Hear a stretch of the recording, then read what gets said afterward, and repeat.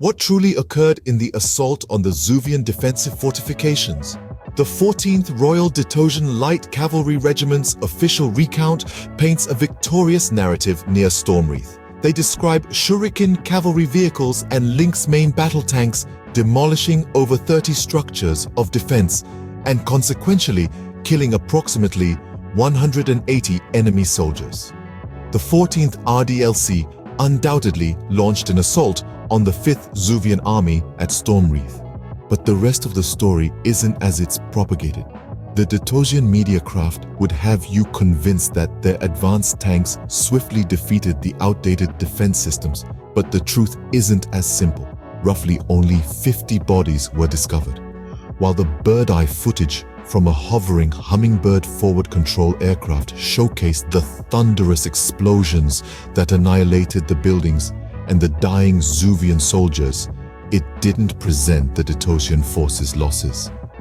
Multiple Shuriken and 5 Lynx tanks were obliterated in the encounter, a fact conveniently left out from the official recount. Major General Baika, the Zuvian commander at the site, felt the end was near. His last communication, transmitted as his men were being overrun, hinted at the potency of new anti-tank weapons that had been supplied.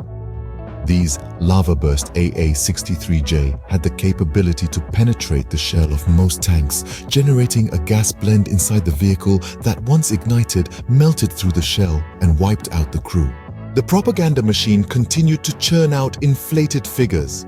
Reports of the Detosian Grand Navy sinking over 100,000 tons of Zuvian shipping in the last month, and the Air Force attaining a kill ratio of 7-1 against Zuvian fighters.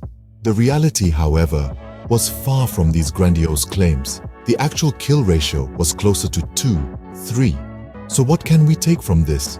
The attack on the Zuvian defensive fortifications was not the resounding success that Detosian propaganda would have you believe. There were casualties on both sides, and the Zuvian forces were not as defenseless as they were made out to be. The Detosian forces did not emerge unscathed, and the Zuvian anti-tank weapons proved to be a formidable adversary. The truth, as it so often is, lies hidden behind a veil of propaganda and misinformation. As the Detosian propaganda machine kept spinning tales, a separate hidden battle was taking place.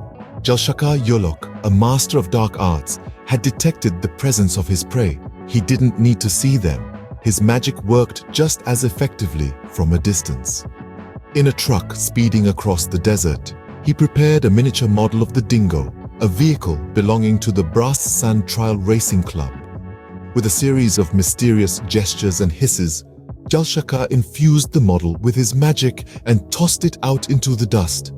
As the enchanted model tumbled down an embankment, so too did the real Dingo. It rolled violently and inexplicably as if under some unseen force. Its occupants, Othon and Seraj, were caught off guard. Othon, despite not being an excellent driver, wasn't to blame for this sudden chaos. Arajakal, another passenger, reacted swiftly, casting a spell that turned him into smoke and allowed him to escape unscathed. Seraj wasn't so lucky.